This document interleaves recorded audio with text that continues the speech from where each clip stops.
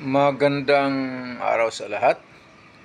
The YouTube channel of the Fraternal Order of Eagles Limbas Law Corner is back to once again render public service in the field of law, or itong aming pagbabahagi ng kaunting kaalaman sa larangan ng batas para sa sambayan ng Pilipino. Brought to you by the Limbas Marangal Eagles Club of the Eastern Rizal Region 2 sa pamamagitan ng inyong lingkod, isa ng mga abogado at isang profesor sa maraming law school sa ating bansa. Ito yung tungkol ito sa mga pagpaparking ng mga sasakyan sa kalsada, public road. Ito parating na itong isang sasakyan. Papasok na sana sa gate ng kanilang bahay, hindi makapasok. Bakit? May nakapark na sasakyang iba doon sa harap mismo sa gate. Syempre, maiinis talaga itong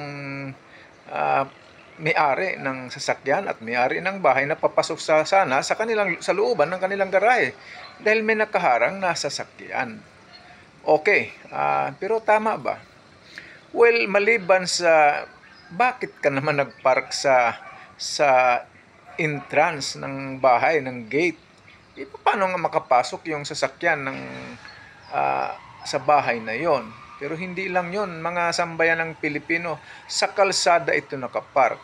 At hindi lang sa ordinaryong kalsada, itong kalsada ito ay pinagawa ng Department of Public Works and Highways, DPWH.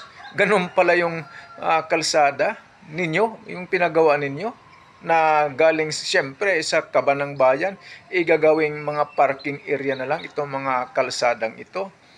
Okay, marami ito sa buong bansa na kalsada na pinagawa ng gobyerno ay ginagawang parkingan, left and right, at ginawa pang may nagtitinda, at hindi lang, ginagawa pang playgrounds ng kung sino-sino. Ang may kasalanan ay siyempre yung mga taong lumabag sa batas na hindi naman pwede magparking dyan sa kalsada, hindi pwede magtinda at gagawing playground.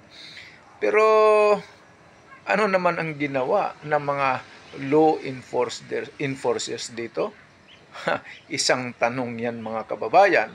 Sana nakapaglingkod na naman itong aming club, the Limbas Marangal Eagles Club of the Eastern Rizal Region 2. Maraming salamat.